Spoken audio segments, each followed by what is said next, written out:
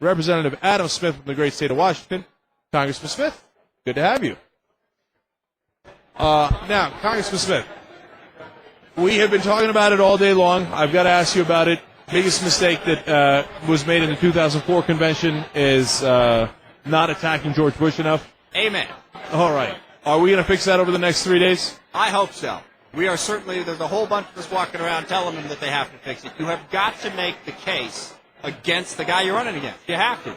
And John McCain is a target-rich environment, in my opinion. There is a lot about him that people don't know that hasn't been talked about. I mean, this whole idea that he is this independent maverick, when he has done the flip-flopping political calculation over the course of the last 8 years, it's just staggering. On a number of different issues, he's totally changed his positions depending on what his political interests are. We got to hit him on that. Congressman Smith, it's interesting because I read a story today in the paper where they talked about how John McCain is almost purposely misleading in his positions.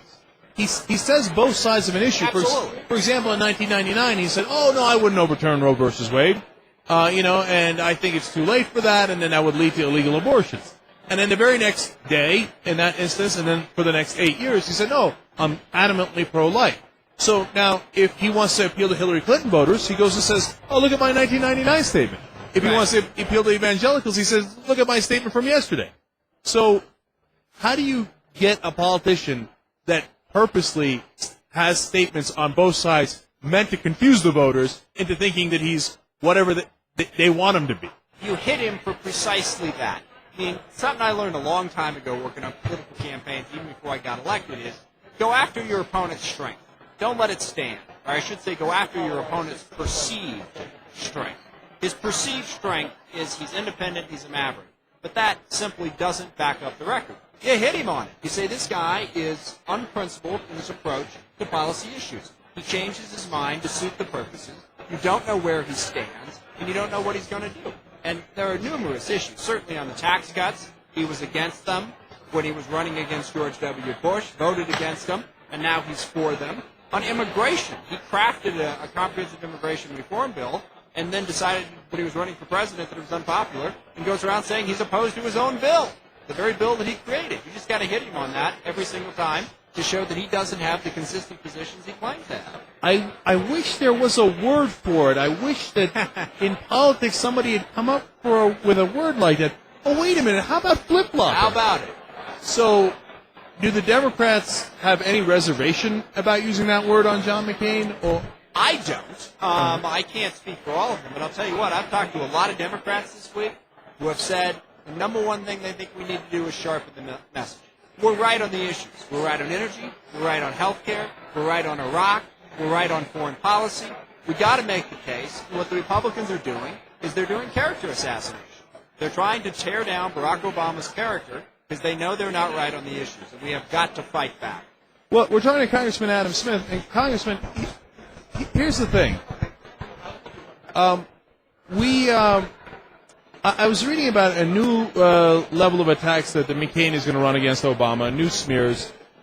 One of them is Bill Ayers. Now, he's not new in terms of what they've done, but there's an education fund that's going to come out, the Annenberg Fund, with some study, and then Ayers and Obama had something to do with it. They're going to connect it, and they say, aha, da-da-da. Playing defense on those type of things is incredibly hard to do because, when you have scurrilous charges that aren't backed up, how do you play defense? So, one, let me ask you how you play defense, and then two, is the answer to not to smear back, but what do you do? How do you attack back when they are unscrupulous and you're not?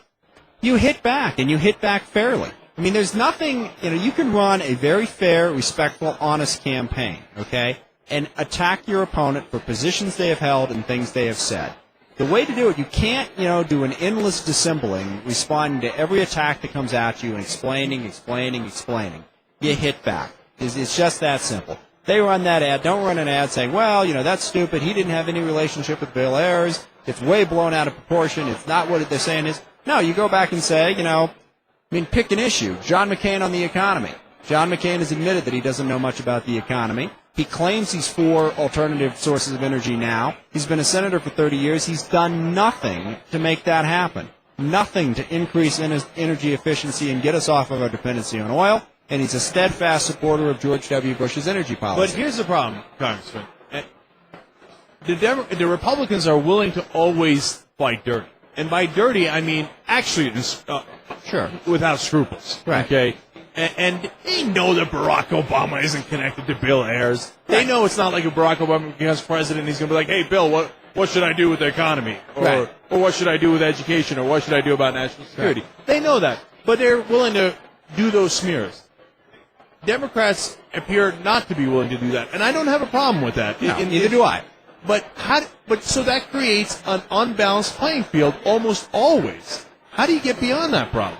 No, I think it only creates an unbalanced playing field if you make the mistake we made in 2004. When you say, okay, because we don't want to do unfair smears, we're not going to do anything negative. They're two different things. As I said, you can negatively attack your opponent. I mean, you can go after John McCain's temperament. I think that's a perfectly legitimate issue. He's legendary in Congress for having a fly-off-the-handle temper. And how does that sit when you have to make cool-headed decisions of matters of national security in a critical situation? He has no executive experience. For all this talk, he's been a senator for 30 years. He's got no executive experience. You hit back on things that are legitimate and honest. Because I don't think that the Bill Ayers stuff, and I don't think that sort of stuff that's totally dishonest, I don't think it works. It only works when you don't have a counter message. All right, Congressman, it's interesting that you mentioned that because the one guy who did hit back was General Clark. And, you talked about attacking perceived strength. Yep. And John McCain's perceived strength is national security and Right. foreign policy. Now, what degree of experience does he have there? Where does he get that so-called perceived strength is a very open question in my mind. And it was a question for General Clark. And he said, wait a minute now, his service was great and heroic, but it doesn't really translate to having foreign policy experience. Otherwise, everybody in the POW camp can be the next president of the United States. Now, he didn't even go that far in saying that. And Obama didn't really back him up on that. Was that disconcerting? Was that a problem that when you had someone strong enough to make that statement that the Obama camp didn't back him on it? Yes, I think that was a mistake. Now, I don't think that Senator Obama needs to get out there and be sniping and mean-spirited in the way John McCain has been. I mean, you look at some of the attacks that McCain has done, saying that Barack Obama's national security is all politically driven, and he's put politics ahead of patriotism. He's been hitting him relentlessly and in a nasty way. But I think if the Obama campaign was asked about, Wesley Clark's opinion, that you'd say, I think it's a legitimate point. He made it. He can go ahead and keep going forward with that. I don't think you back off of it, and then you move on to something else. If they want to, because the Republicans do this all the time. Not only do they do the nasty attacks that you just mentioned, but whenever you say anything negative, they're like, oh, that's just below the belt. That's terrible. And we go, oh, really? Gosh, no, maybe we should. Well, BS. Make the point and stick to it. Congressman, I know you was a real progressive in Congress, and so I guess the mainstream media must have gotten to me, too, that I thought, well, he's a liberal, so he must be a good guy. And you are a good guy, but you sound so tough now. And I'm like, yeah, all right, let's go Congressman Smith. I have fought in a lot of close campaigns throughout my life. But more to the point, I got into politics mainly out of an interest in blue-collar issues. I grew up in a blue-collar family. My father was a ramp serviceman for United Airlines, a machinist. And the thing that matters most to me in public policy is opportunity for all. And I know you have to fight for it. My father certainly learned that through the union movement. You have got to fight for equal opportunity, and you can't let people roll over you. And that's what you got to do in a campaign. Make your case and make it strong. There's nothing dishonest or dishonorable about that. I want to go back to foreign policy for a second, because as I look at it, and it's funny, I don't think I've ever actually articulated it on the show until now, but the way that I think you become an expert on foreign policy is something that is not necessarily palatable to the American voter. Let me explain.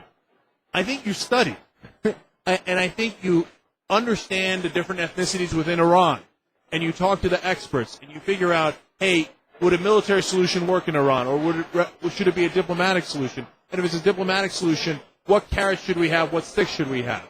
Now, unfortunately, that's a hard sell to the American public to say, hey, I studied the most, so I know the most about foreign policy. Instead, they seem to be drawn in by symbols. John McCain was a war hero, hence he must know foreign policy, when in fact, he can't even tell the difference between a Shiite and a Sunni. Right. So how do we get beyond that problem? Well, I think the symbols are important. What you described, the education process, and it's what I've done. I didn't know, I'd studied foreign policy in college and everything, but when I got on the Armed Services Committee in 1996, it certainly wasn't an area of expertise. So I've done everything that you just described, in addition to traveling a great deal, and meeting with people and learning that. And that's fine. That gives you a base of knowledge, so in the debate, you've got it. But that's not the way you deliver the message. You don't stand up and say, I'm ready to go on foreign policy because I've read all these journals and all these articles, and I've met with 35 foreign leaders, and no. It comes out in your arguments. You want to know how we make the case that we're better on national security than the Republicans? John McCain ignored Afghanistan. He was so obsessed, just like George W. Bush with Iraq, that he ignored Afghanistan, and we are more vulnerable and less safe today because of that. Okay? Now, I know that because I've been to Afghanistan multiple times. I've been to Iraq multiple times. I've done all that. But I don't get into that. You just say that he ignored Afghanistan, and it took Barack Obama emphasizing it over and over again to finally get John McCain to say, oh, yeah, we should probably do something there. Barack Obama is exactly right on that issue.